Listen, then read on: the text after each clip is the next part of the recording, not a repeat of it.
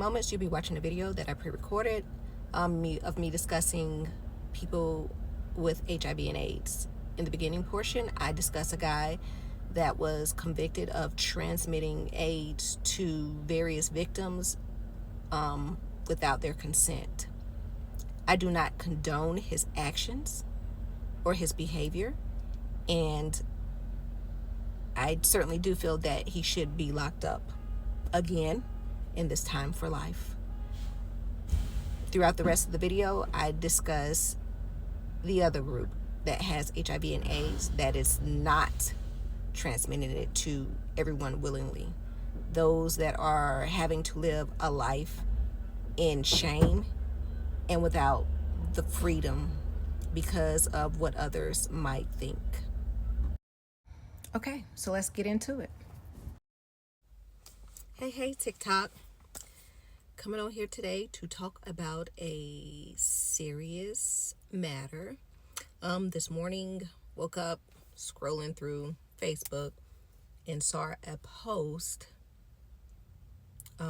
being shared about a guy that is from Florida, but he moved up here about in the early 90s. And I guess somewhere during that time, he contracted HIV. And in 2002, I believe that's when he contracted it. Between then and 2012, he got married, had kids, passed it to his wife, didn't tell her. So I believe it was in 2012 is when it was announced on news, but it seemed like that's probably when he got out for his crime. Seemed like it was before then, because it was shortly after I had met my husband, because the guy was working at a plant at BMW, where we all know that in plants, people tend to build relationships outside of their homes, and multiple people start messing around with each other. It was just a breeding ground for this. It was, I guess, the best opportunity that he had. New people, this and that and third, but in some which way of the other, he thought he was going to get away with it. But anyway, she pressed charges, had him convicted. He got out, and now he's back at the same game. It's 2025. I think I seen him in 2015 or somewhere between 2012 and 2015, because he came into a government facility to get his, I guess, information updated or whatnot. And at that time, he had 2 girls with him. One may have been his daughter. I don't know. But the way they were all over him looks to say they could have possibly been lovers. But anyway, the reason why I'm on here is because it is 2025. And we are at a point where we have had, I'm 44. So we have had at least 44 years to grow from this, to make wise decisions. And the wise decisions I am talking about is to become educated, to practice abstinence or safe sex, and not to intentionally spread it to others. The disease originated back in the 70s or maybe even before then. I can't really recall. But why are we living in this day and time and are still scared to live our truth?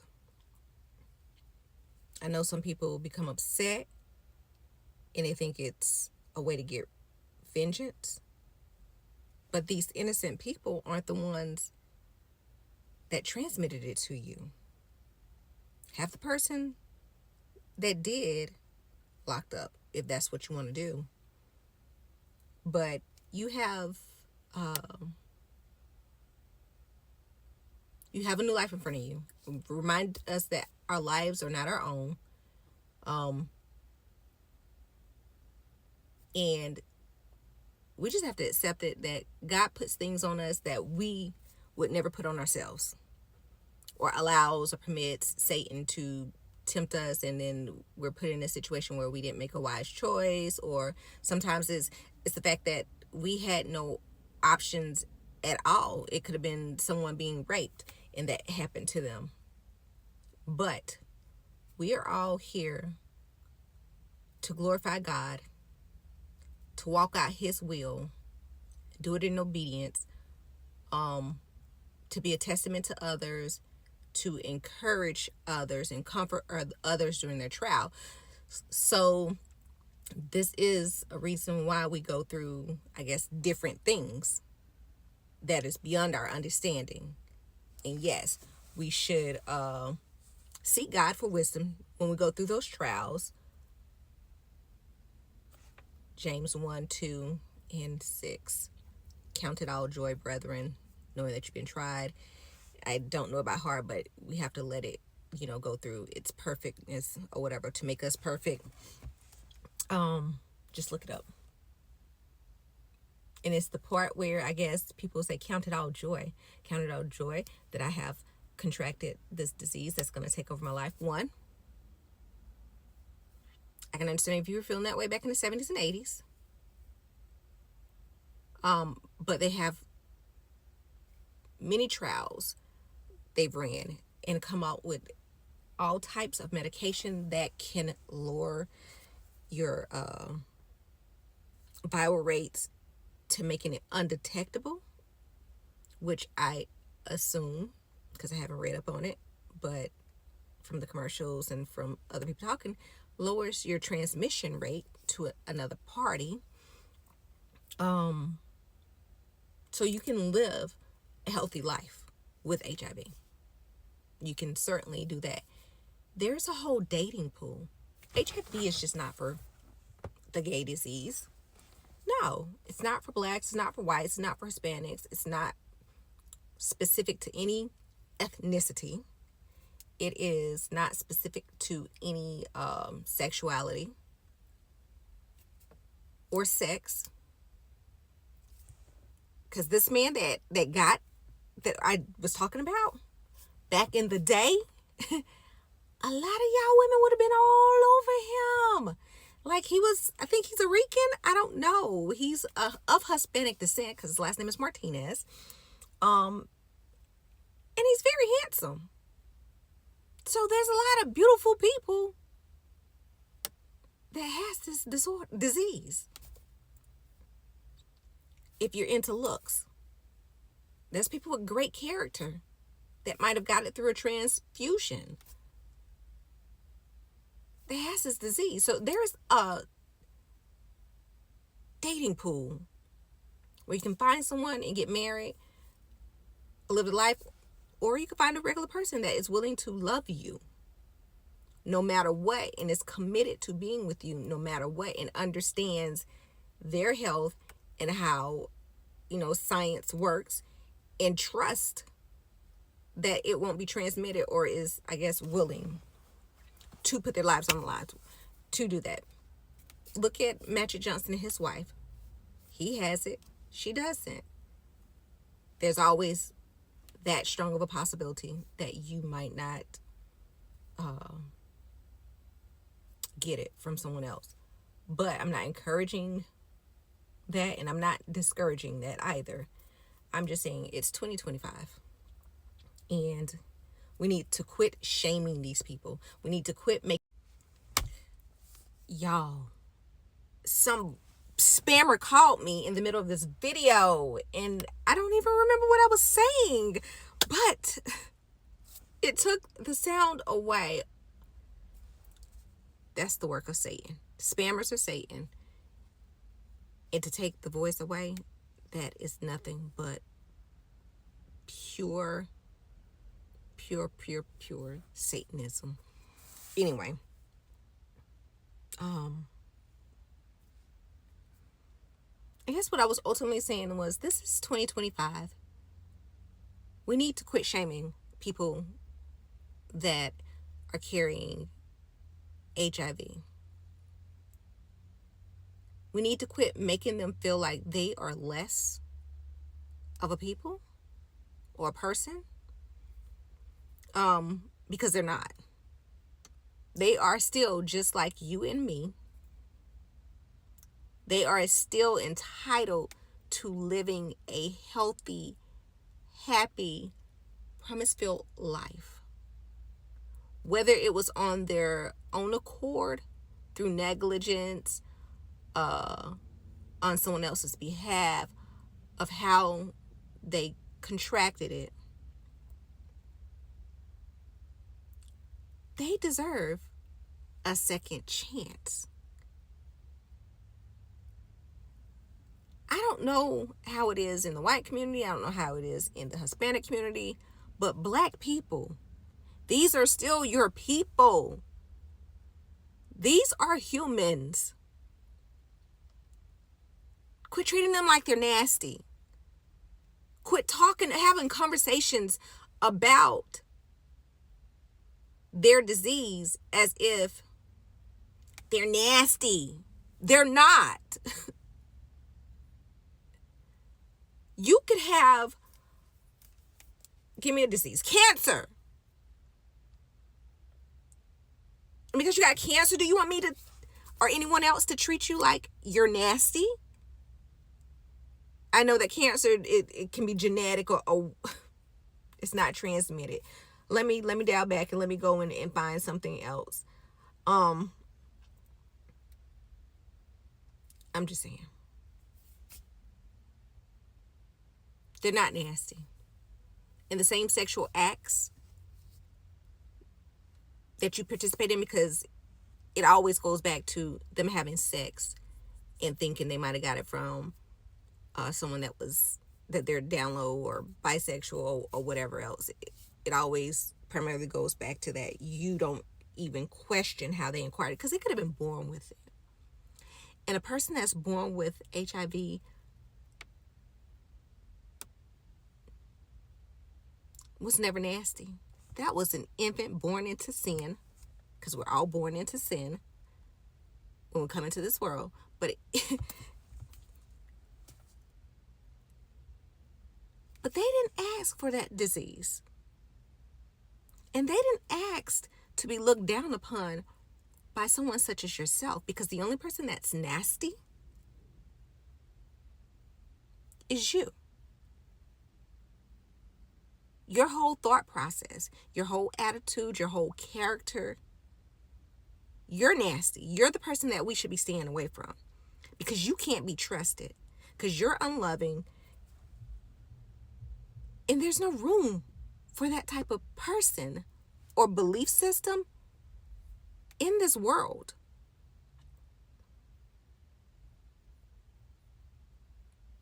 Loving them the way they should be loved, regardless of what they have, doesn't say, oh, well, let's give it to everybody, yo. It doesn't. That just allows them freedom and liberty to continue to live their normal daily lives without the disruption and the disdain or any type of condescending comments, looks, thoughts. You know, it takes pressure from you. It takes pressures off of them.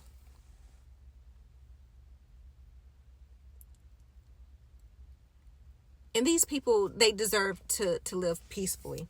They deserve to be able to say, hey, I'm HIV positive, without being judged.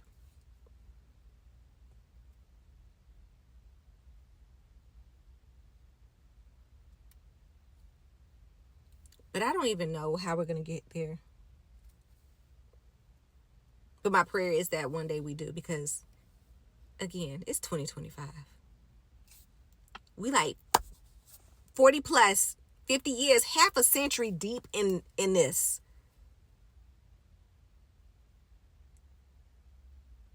Educate yourselves before you open your mouth and speak on somebody else and what they have.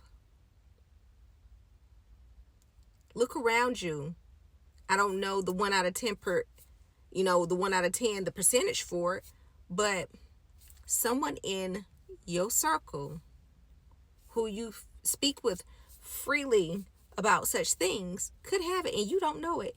And now there's issues between you and them because of your mouth, because of your inability to accept what is and let it be.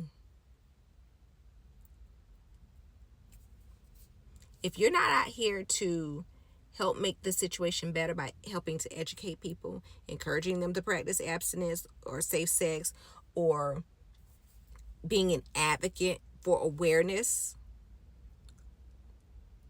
which is educating, then stop talking.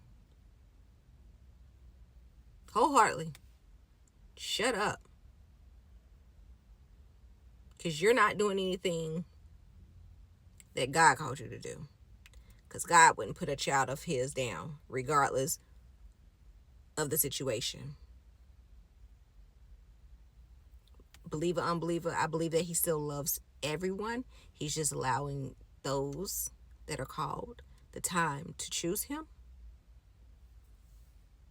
So, unless they're just a full outblown just atheist and they just not, and we don't even know until the end of you shouldn't be putting your mouth on anybody in their situation. Whether it's generalized or specific, you shouldn't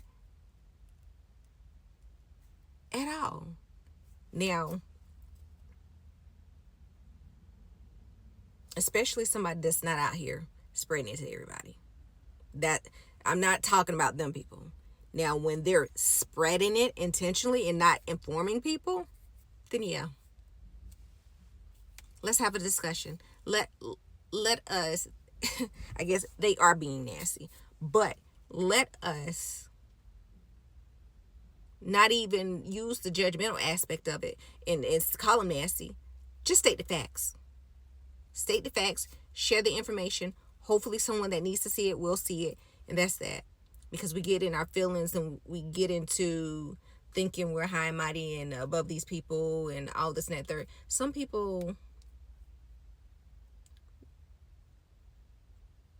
I don't know, just don't have the right morals and values. They don't use the right judgment. And some people just, again, are out here just to do Satan's work.